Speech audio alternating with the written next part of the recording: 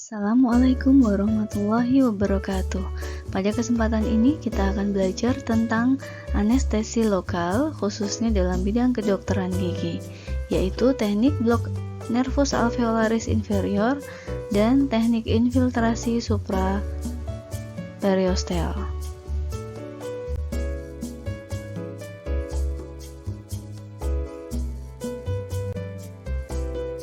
Pada tahap awal kita mengucapkan salam dan memperkenalkan diri kepada pasien, kemudian menyebutkan teknik anestesi lokal untuk pencabutan, dilanjutkan dengan menyiapkan alat dan bahan, yaitu alat diagnostik yang terdiri atas Nierbecken, kaca mulut, pinset, sonde dan ekskavator, sprit injeksi berukuran 3 mili, larutan anestesi lidokain HCl 2% dalam bentuk ampul, bisa berupa lidokain murni maupun lidokain dengan epinefrin, kasa, povidone iodin 10%, dan topikal anestesi yang bersifat opsional.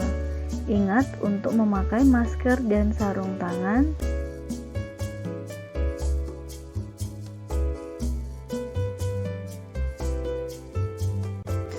Alat dan bahan yang akan digunakan dalam prosedur anestesi antara lain set alat diagnostik yang terdiri atas Nierbecken, kaca mulut, pinset, sonde dan ekskavator, kemudian split injeksi 3 ml,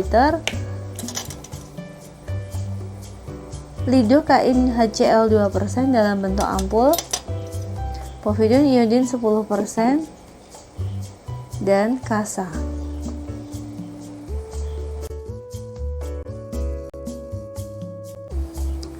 Prosedur penyiapan larutan anestesi yang pertama kita lakukan adalah membuka siring,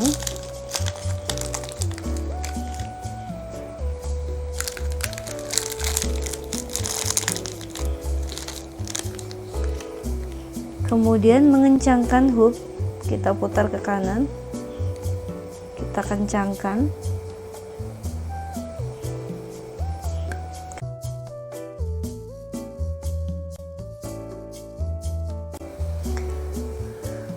ampul yang seperti ini kita putar supaya bagian di atas ini bisa turun ke bawah dengan cara kita putar dan kita hentakkan sehingga semua cairan terletak di bagian bawah ampul.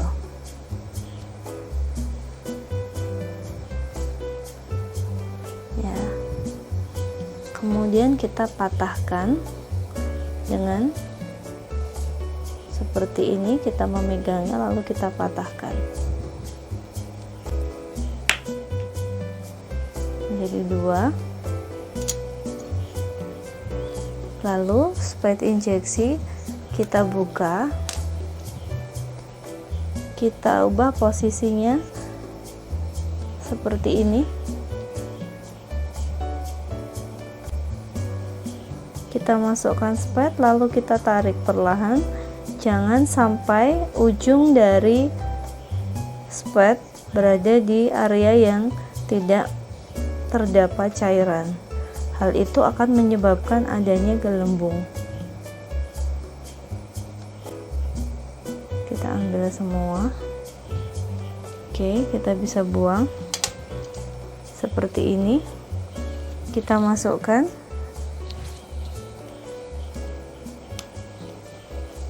kemudian di sini masih ada gelembung, kita harus singkirkan gelembungnya dengan cara mengetuk-ngetuk sprit, lalu kita keluarkan gelembungnya.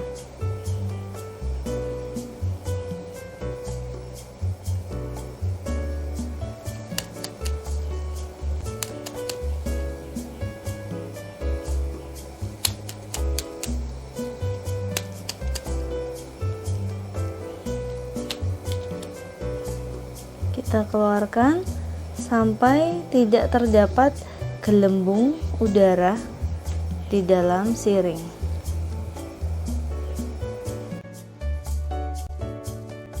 Sebelum melakukan teknik anestesi infiltrasi supraperiosteal, kita atur posisi pasien pada dental chair dengan sandaran kepala diletakkan di belakang telinga. Kepala, leher, dan punggung terletak pada satu bidang. Waktu membuka mulut lebar, permukaan oklusal gigi-gigi rahang atas membentuk sudut 45 derajat dengan lantai. Kurang lebih posisi dental chair-nya adalah seperti ini, semi supine, agar permukaan oklusal gigi rahang atas membentuk sudut 45 derajat. Posisi operator untuk infiltrasi anestesi rahang atas, operator berdiri di depan kanan penderita, yaitu kurang lebih arah jam 7, sebagaimana tampak pada gambar. Tata laksana anestesi infiltrasi supraperiosteal, contohnya adalah pada rahang atas, yaitu dilakukan pada mukosa dari mucolabial fold dari gigi yang akan dicabut. Pertama dikeringkan dulu, kemudian diulas dengan antiseptik dan topikal anestesi jika diperlukan. Kemudian jarum dimasukkan pada pertengahan mucolabial fold gigi mengarah ke apeks gigi. Ingat, bevel harus menghadap tulang. Kita masukkan, tapi apabila mengenai tulang ditarik sedikit agar ujung dari jarum tidak mengenai tulang.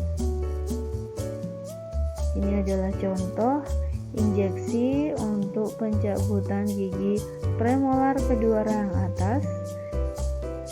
Disuntikkan pada mucobuccal fold, mukosa bukal gigi yang akan dicabut. Sedangkan ini adalah contoh untuk area gigi incisivus lateralis, sama-sama pada mucolabial fold. Lakukan aspirasi. Apabila negatif, bisa dideponir sebanyak 0,5 cc. Bila tidak ada darah, didepositkan 0,5 cc untuk nervus alveolaris superior anterior. Untuk pencabutan gigi rahang atas, selain injeksi infiltrasi supraperiosteal di area bukal, juga diperlukan injeksi infiltrasi untuk mukosa palatal. Pertama, mukosa dikeringkan dulu, kemudian diulas dengan antiseptik povidone iodine 10% dan topikal anestesi. Jarum suntik dimasukkan 5-10 mm dari servikal gigi yang akan dicabut. Dicari daerah yang lunak, kemudian bevel dimasukkan dengan permukaan bevel menghadap ke arah tulang membentuk sudut 45 derajat.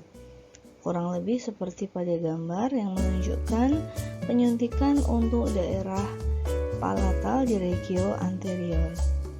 Sedangkan ini adalah gambaran untuk penyuntikan area palatal di area molar atau posterior. Setelah dimasukkan dan menyentuh sesuatu yang keras, yaitu tulang, dilakukan aspirasi. Apabila tidak ada darah atau aspirasi negatif, maka didepositkan larutan anestesi sebanyak 0,5 cc. Olaskan antiseptik pada bekas penyuntikan. Area yang teranestesi untuk nervus alveolaris superior anterior adalah gigi-gigi anterior rahang atas, sedangkan nervus alveolaris superior media yang teranestesi adalah gigi premolar dan akar mesiobukal M1 rahang atas. Dan untuk nervus alveolaris superior posterior yang teranestesi adalah gigi molar rahang atas kecuali akar mesiobukal M1. Namun, untuk anestesi infiltrasi supraperiosteal pada gigi-gigi rahang atas yang dilakukan di sebelah bukal di area mucobuccal fold pada gigi yang akan dicabut, maka sudah otomatis akan menganestesi gigi yang berada di dekatnya. Untuk nervus nasopalatinus atau nervus incisivus, apabila teranestesi, maka area yang akan teranestesi antara lain mukosa palatal dari gigi 11 sampai gigi 12, sebagaimana digambar ditunjukkan dengan warna kuning. Sedangkan untuk nervus palatinus mayor adalah mukosa palatal di sebelah posterior gigi 22 yang ditandai dengan warna biru, garis warna biru ke anterior sampai batas garis warna kuning. Gejala subjektif yang dirasakan pasien apabila mengalami area yang teranestesi, maka akan terasa kebas atau mati rasa pada area dekat penyuntikan atau area yang teranestesi.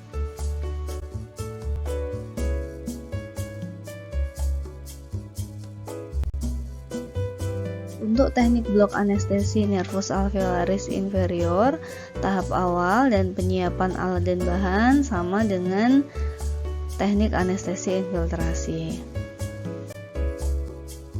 Persiapan larutan anestesi prinsipnya sama seperti pada persiapan anestesi untuk supraperiosteal, yaitu mempersiapkan siring atau mengencangkan hook, menurunkan larutan anestesi di dalam ampul, membuka ampul, memasukkan larutan anestesi ke dalam siring secara perlahan, dan menghilangkan gelembung udara di dalam siring. Prosedur teknik anestesi untuk blok anestesi nervus alveolaris inferior diatur dengan sandaran kepala pada dental unit diletakkan di belakang telinga pasien. Kepala, leher, dan punggung terletak pada satu bidang. Waktu penderita membuka mulut lebar, permukaan oklusal gigi rahang bawah sejajar atau membentuk sudut 10 derajat dengan lantai. Gambaran posisi dental unit kurang lebih seperti gambar, yaitu posisinya sedikit lebih tegak dibandingkan posisi untuk pencabutan atau anestesi gigi rahang atas. Posisi operator untuk blok mandibular atau blok nervus alveolaris inferior, operator berdiri di samping penderita agak ke depan atau depan kanan pasien, yaitu pukul 8, sebagaimana tampak pada gambar, yaitu di area pukul 8. Adapun prosedur anestesi blok nervus alveolaris inferior, mula-mula pasien diinstruksikan untuk membuka mulut selebar mungkin sehingga kita bisa dengan mudah meraba linea obliqua eksterna dan interna. Dilakukan asepsis area penyuntikan menggunakan povidone iodin 10%. Jari telunjuk tangan kiri meraba bagian bukal gigi premolar bawah posterior, digeser ke posterior sampai mengenai linea obliqua eksterna dan tepi anterior dari ramus, seperti pada gambar. Jari digerakkan ke atas dan ke belakang atau suporo posterior sehingga didapatkan lekukan yang paling dalam disebut dengan coronoid notch. Coronoid notch memiliki ketinggian 10 mm di atas dataran oklusal gigi posterior rahang bawah, yaitu sejajar dengan foramen mandibula tempat masuknya nervus alveolaris inferior. Kemudian ujung jari yang tadinya menghadap ke atas digeser ke arah medial sehingga memperoleh linea obliqua interna. Jari digeser sehingga jari telunjuk menjadi menghadap ke arah medial. Setelah memposisikan jari telunjuk tepat pada linea obliqua interna, maka jarum suntik dimasukkan di pertengahan kuku jari telunjuk, yaitu 10 mm dari dataran oklusal gigi posterior rahang bawah dari arah interpremolar yang letaknya berseberangan atau kontralateral. Jadi, jika yang mau disuntik adalah sebelah kiri, memposisikan tangan kanan di sebelah interpremolar sisi kanan. Kemudian jarum suntik dimasukkan di pertengahan kuku jari telunjuk dengan bevel menghadap ke arah tulang. Disuntikkan sampai menyentuh tulang.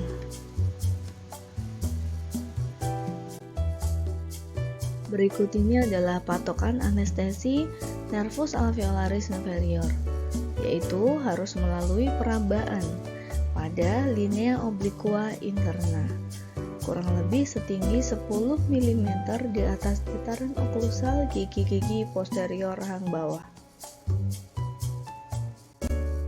Selanjutnya, jarum yang tadinya menyentuh tulang bisa kita geser sedikit, kita tarik sedikit, kemudian kita ubah posisinya sehingga berada sejajar dengan permukaan oklusal gigi yang akan dicabut, seperti tampak pada gambar, atau disebut juga dengan posisi ipsilateral. Pada posisi ipsilateral, jarum suntik dimasukkan sedalam 2-2,5 mm atau kurang lebih setengah dari panjang jarum. Selanjutnya, jarum suntik dikembalikan ke posisi mendekati posisi yang pertama, yaitu pada posisi kontralateral di regio interpe. Kemudian jarum suntik dimasukkan lagi sedalam 2/3 dari panjang jarum. Pastikan bahwa bevel tetap menghadap ke tulang. Kemudian lakukan aspirasi, yaitu dengan menarik jarum suntik untuk memastikan bahwa tidak mengenai area vaskuler, ditandai dengan tidak adanya darah. Apabila ketika aspirasi positif, yaitu terdapat darah di dalam cairan anestesi, maka prosedur bisa diulang dengan membuang darah yang terdapat di larutan anestesi. Jika aspirasinya negatif atau tidak terdapat darah, maka dilakukan deponir atau penyuntikan larutan anestesi sebanyak 1 cc atau 1 mili untuk membius nervus alveolaris inferior. Setelahnya, untuk membius nervus lingualis, kita bisa menarik jarum suntik sampai dengan setengah panjang jarum suntik yang tampak. Dilakukan aspirasi lagi. Apabila aspirasi negatif, maka dilakukan deponir larutan sebanyak 0,5 cc atau 0,5 mili untuk membius nervus lingualis. Untuk pencabutan gigi-gigi posterior, khususnya gigi molar rahang bawah, untuk menganestesi mukosa bukal dan gingiva sebelah bukal, diperlukan injeksi infiltrasi untuk nervus bukalis, yaitu pada regio mukobukal fold gigi yang akan dicabut. Lalu disuntikkan secara infiltrasi sebanyak 0,5 cc untuk membius nervus bukalis. Jika yang akan dicabut adalah gigi premolar sampai dengan gigi-gigi anterior rahang bawah, maka injeksi infiltrasi nervus bukalis tidak perlu dilakukan. Pertama kita lakukan asepsis dulu. menggunakan povidone iodine. Kita aplikasikan di area yang mau kita suntik.